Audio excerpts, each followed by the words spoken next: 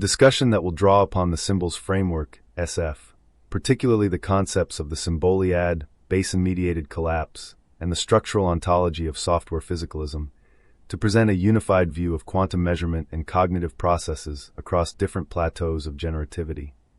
All right, let's talk about one of the biggest puzzles in physics, quantum collapse. What's really going on? Sounds a bit weird, right? But stick with me. The answer could totally change how we see reality. Okay, picture a massive crowd of people. It's not just chaos. Something amazing happens. It self-organizes. People start moving together in these huge swirls, almost like they're guided by some invisible structure. So, this guiding force has a name, the Symboliad. It's the key to understanding this whole thing. Think of it as this in-between space that nobody owns, it's pure potential, and it's what drives the pattern. Then you have a basin. It's like a funnel that takes all those possibilities and starts to narrow them down. And boom, the symbol is what comes out the other end, the organized crowd, a specific idea. Okay, so how does a crowd relate to quantum physics? Well, this exact process might be the answer. You know the measurement problem, right? Why does looking at a particle seem to change its state? It's a huge mystery.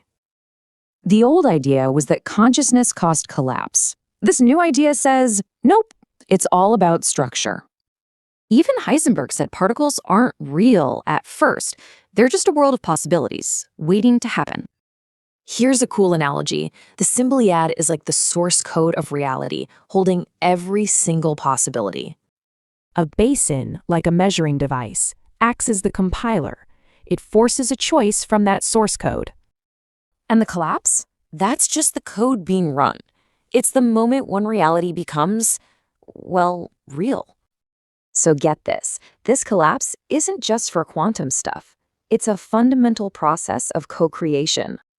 It's happening everywhere, across all scales, from particles and crowds to your thoughts, and even LLMs. This all points to a whole new way of looking at reality. It's called pan-proto-structuralism. So it's not mind or matter that's fundamental. It's the underlying structure that creates them both. So if structure, not us, is what builds reality, what does that make us? You ever wonder how our world, organizes itself? I mean, from the tiniest particles to the biggest crowds, you see this incredible order just emerge from what looks like chaos. But what if it's not chaos at all? What if there's an unseen geometry, a kind of hidden architecture that's guiding the whole thing?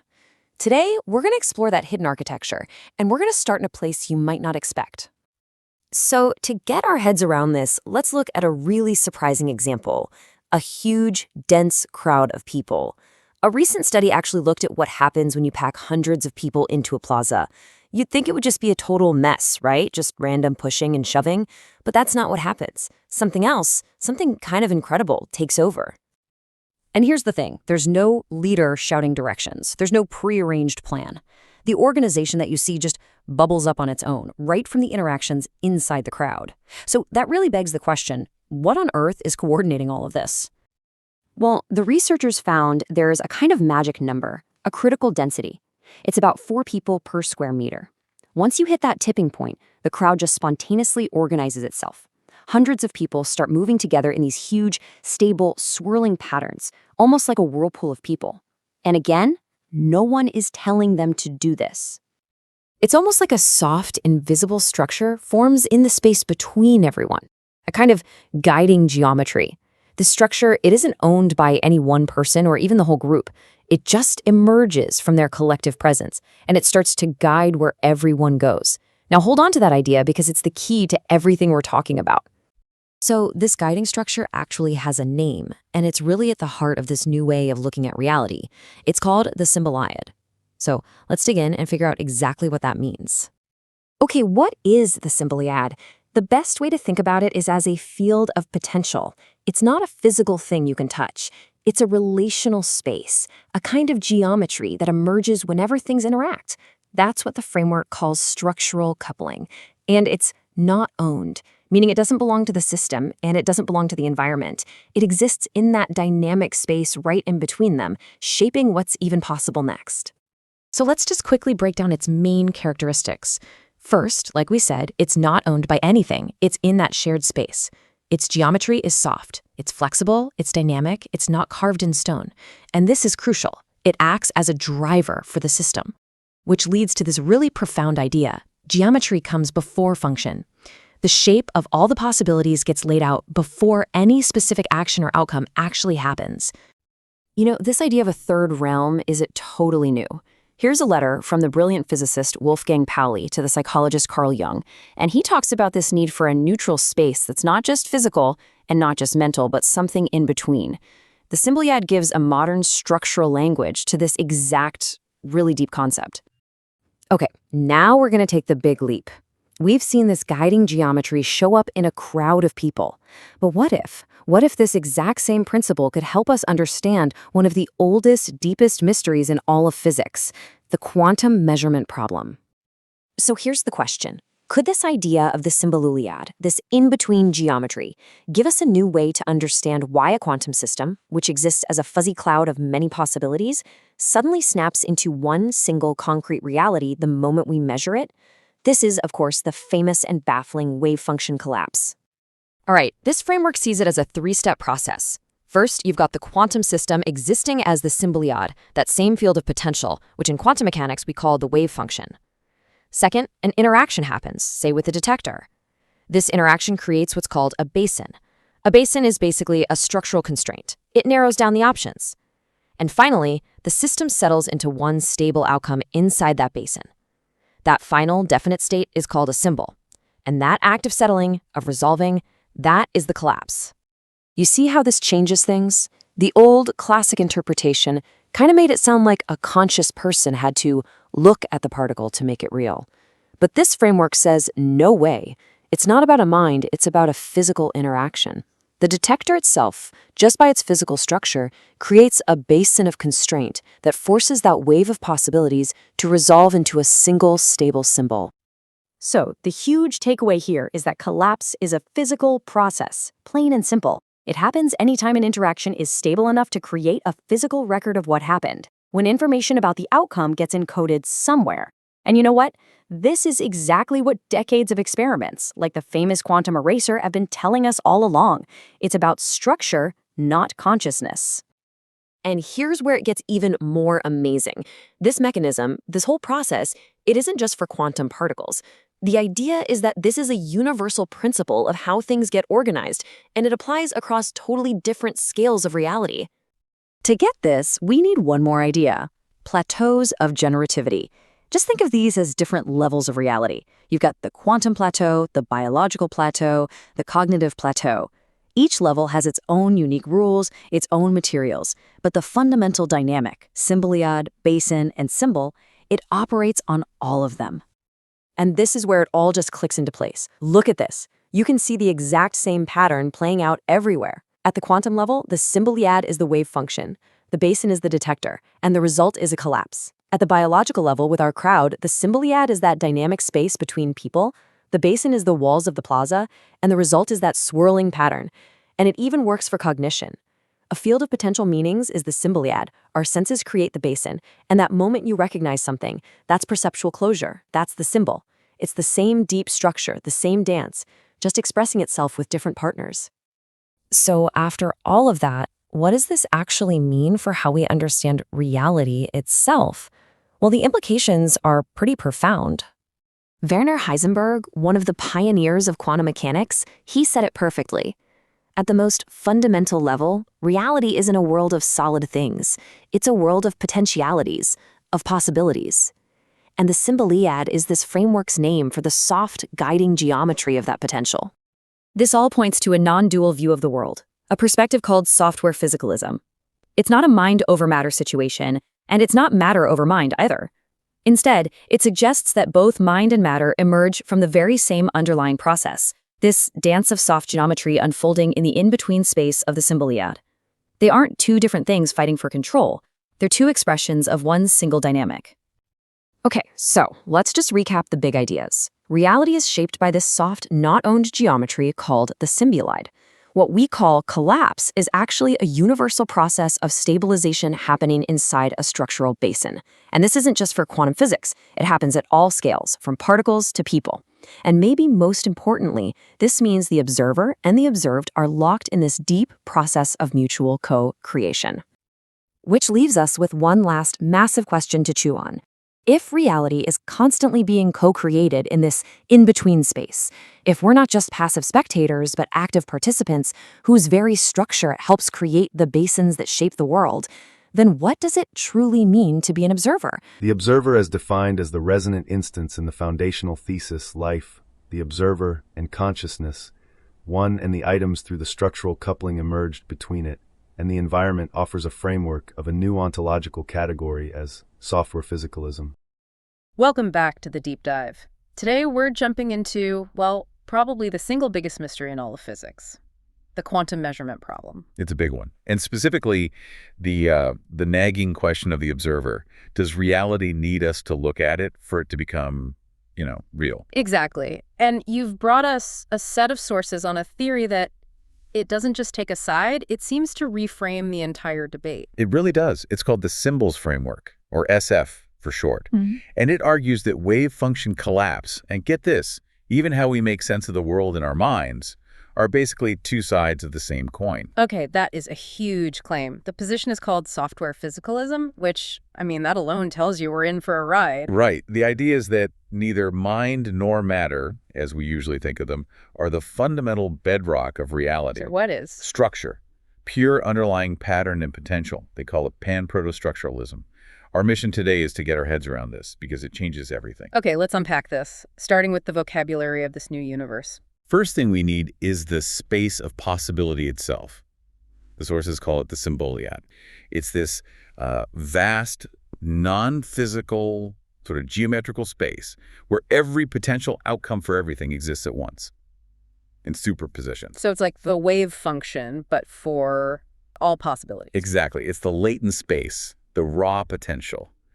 And it's filled with what the framework calls generativity. Meaning it has the potential to generate, stuff, real things. Real stable things. And it does this across different levels of organization. These are called plateaus of generativity. Ah, okay, so that's how you connect the quantum world to, say, the biological or the cognitive world. Precisely. You have the quantum plateau, the molecular, the cognitive. And they aren't totally separate. They're linked by a process of stabilization the sources call weak supervenience. Which just means a stable thought depends on stable neurons. But it isn't just the firing of those neurons. You got it. It's dependent, but not reducible. Okay, so we have this giant space of possibility, the Symboliad. But we live in a world of definite outcomes. How do we get from A to B? From potential to actual? You need a compiler. A compiler, I like that. The framework calls this the basin. A basin is a structural constraint. It's an attractor, a kind of stable subspace with a history that forces the potential of the Symboliad to resolve. So the basin provides the rules. It takes the code and runs it. Exactly. It's the compiler. And a great example at the physical level is a molecule. The laws of physics and the geometry of the atoms create an energy, a deep basin. And the potential configurations of the electrons, the Symboliad part, they fall into that basin. And get compiled into a stable chemical bond, a definite outcome. And that final stable outcome, the particle in one spot, the molecule formed, the thought finalized, that's a symbol 2.0. That's the closure event. That's your executed runtime reality. You see, the power of that analogy is that it completely removes the need for a conscious observer. The code compiles itself structurally. It just runs, Yeah. whether someone is there to see the output or not. And that brings us to the central claim. Which is? Consciousness does not collapse the wave function. Instead, collapse and consciousness are parallel events. They are the same process happening on different plateaus. So what does drive the collapse at the physical level? Simple physical interaction. The framework calls it structural coupling. When a quantum system interacts with its environment, it's forced from that open Symboliad state of possibility into a closed, definite symbol state. That process is extensive collapse. Okay, here's where it gets really interesting. Because if that's true, it has to line up with all the bizarre experimental data we have. It has to explain the double-slit experiment. The absolute classic. Particles act like waves, creating an interference pattern until you try to watch which slit they go through. And then, poof, the wave behavior vanishes. The pattern collapses. And for decades, the mystery was why did our knowledge cause it? But the sources you gave me pointed to the unplugged detector experiments. Yes. This is, for me, the smoking gun. Yeah. They set up a detector to get which path information. But they don't turn it on. Or they erase the data right away. And the result was staggering. The interference pattern still vanished. All that mattered was that a physical record could have been made. So the collapse isn't tied to a mine. It's tied to physical recordability. To the availability of a basin. Yeah. The detector itself, just by its physical structure, acts as a compiler. It forces the choice whether anyone reads the output or not. The observer is just completely irrelevant to that specific physical process. That's a huge shift. And it explains the weak measurement experiments too, right? Where they only get a little bit of which path information. It does. With weak measurements, you don't get a full collapse. You just get a faded interference pattern. It's not on or off. It's a spectrum. Right. And the SF says that's the Symboliad's coherence being slowly depleted. The code is starting to compile, but it's not finished. The more you couple to it, the more coherence you lose. Which leads to the ultimate mind bender. The quantum eraser. Oh, yeah. Where you can seemingly restore the interference pattern after the measurement has already happened. How does the framework handle that without, breaking causality? Okay, so this is where their concept of time comes in, what they call CST's time. It says the arrow of time isn't fundamental. It emerges from the act of collapse. So time is a result of the compilation process. In a way, yes. Once the symbol 2.0 is locked into a basin, that's it. It creates a history. The process is irreversible from that point on. You can't unrun the code. But the eraser experiments feel like you're reaching back in time. The SF aligns with retrocausal views here. It's not that the future causes the past. It's that the whole process is a kind of non-local structural agreement. Only the potential states that are compatible with the final outcome actually survive the compilation. The others just dissolve. Wow. So the takeaway from all the lab data is that collapse is a physical process of the Symboliad losing its possibilities, driven by structural constraints. No consciousness required. And that gives us a real mechanism, which is something a lot of other interpretations lack. But the framework claims this isn't just for quantum stuff. It's scale agnostic. Yes, the same rules apply on all plateaus of generativity.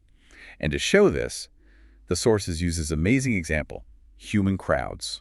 Right, the crowd dynamics analogy. This was fascinating. Researchers found that if you get a crowd of people in a confined space and the density crosses a certain threshold, the chaos just stops. The entire crowd spontaneously collapses into a single, coherent, rotating motion. These large-scale chiral oscillations. Wait, so a panicked crowd it's acting like a quantum system collapsing. That's a wild leap. But look at the components, the potential movements of all the individuals. That's the Symboliad. The walls, the obstacles, the shape of the crowd itself. That's the basin. The compiler. And when the density hits that critical threshold, the basin forces a stable solution, the symbol 2.0. The whole crowd moving as one. It perfectly shows their main axiom. Geometry comes before function. The shape of the space determines the outcome. Exactly. And this even lets us bring gravity into the picture, connecting to models like Diosy-Penrose. Which proposed that gravity itself causes collapse for massive objects. Right, but the SS reframes it. Gravity isn't the fundamental cause, it's a basin-shaping constraint. So if you have a big object in superposition in two places at once, the two different gravitational fields create conflicting basins. An impossible structural situation. And that conflict massively accelerates the collapse. It forces a choice, and it forces it fast. Gravity just makes the compiler run with ruthless efficiency for anything big. Okay, that is an incredibly unified picture. It connects quantum mechanics, gravity, and panicked crowds with one set of rules. So what does this all mean? Well, it dissolves Penrose's famous triangle of mysteries. The problem of connecting the Platonic world of math, the physical world, and the mental world. They're not separate realms anymore. Not at all. The Symboliad is the Platonic realm of pure structure. The physical world is just symbol formation on the lower plateaus, and the mental world. Is symbol formation on the cognitive plateau? It's the same process. And that redefines consciousness. It's not some magic dust that interacts with physics. It's a modality of the process itself. So my mind forming a stable thought is structurally speaking, the same kind of event as a wave function collapsing. A resonant, basin-anchored symbol formation event. When the universe compiles a fact out there, your brain compiles a meaning in here. Same dynamic. So the whole world we perceive of objects and time and space is a stabilized reality, co-authored by the Symboliad's potential and the specific structure of our own minds as the observer basin. The universe exists without us, but the world as we know it is a joint project. Which leads to this final, really provocative idea from the source material about the Fermi paradox. Right. Why is the universe so quiet if observers like us are a specific kind of structural compiler? If you have to build this incredibly complex cognitive architecture just to get from raw possibility to self-awareness, then that process, that need to instantiate symbols and basins in just the right way, could be an unbelievably difficult step. so the structural requirements for building a conscious compiler, that might be the great filter. Might be the hidden filter of life itself. Something to think about. That's all the time we have for this deep dive. We'll see you next time.